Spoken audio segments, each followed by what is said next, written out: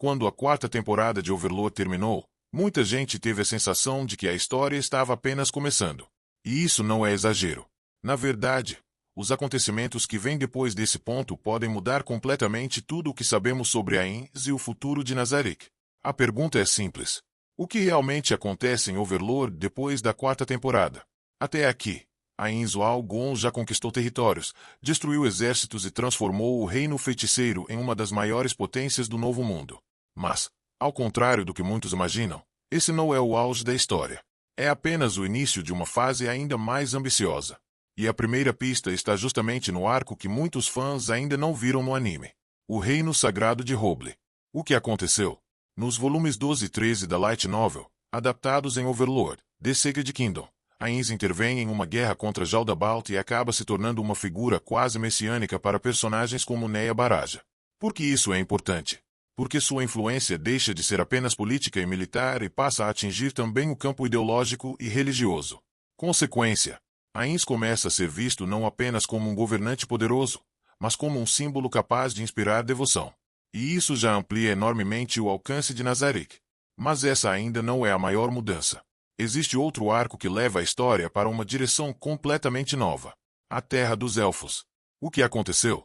A partir do volume 15, Ainz viaja com Aura Bellafiora e Mare Bellafiore para o território governado pelo Rei Elfo.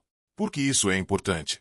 Porque, pela primeira vez, Aura e Mare assumem papéis centrais, e a narrativa aprofunda personagens que sempre estiveram entre os mais populares da série.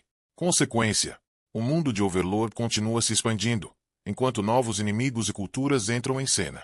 Mas o detalhe mais interessante não é apenas a viagem. É o que ela representa. Até então, muitas ações de Ainz foram motivadas por interpretações de seus subordinados ou por circunstâncias inesperadas.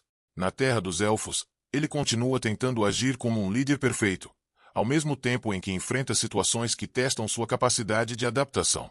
E isso reforça um dos elementos mais fascinantes de Overlord. A distância entre a imagem de gênio absoluto que Nazarick enxerga e a insegurança interna de Suzuki Satoru. Sim, no fundo, ele ainda é apenas o ex-funcionário tentando não decepcionar NPCs que o veneram como um deus. Nada mal para alguém que só entrou no jogo para se despedir dos amigos. Mas existe outro fator ainda mais importante. O fim da própria Light Novel. Kugane Maruyama já indicou que Overlord está se aproximando de sua conclusão. O que aconteceu?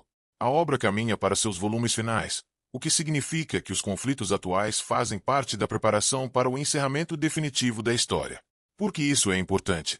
Porque cada novo arco não serve apenas para expandir o mundo, mas para posicionar Ainz diante de desafios cada vez mais decisivos. Consequência, o futuro de Overlord passa a ter um peso ainda maior, já que cada evento aproxima a narrativa de seu desfecho. E é aqui que surgem as teorias mais interessantes. Será que Ainz finalmente encontrará outros jogadores?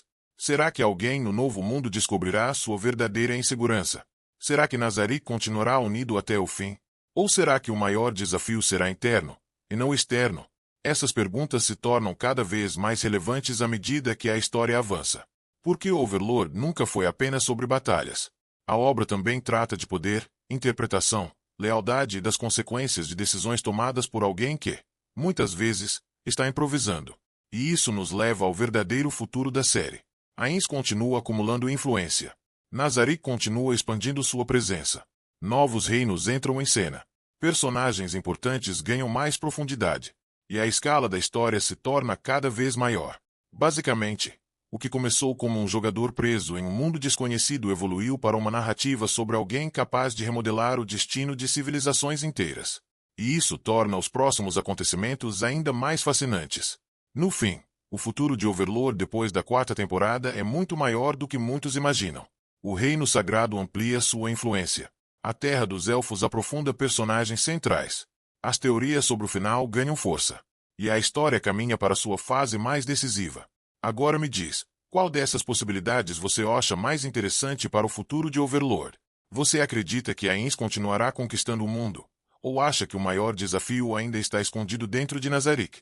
Se inscreve no canal, porque ainda existem muitos detalhes em Overlord que mudam completamente a forma como enxergamos essa história.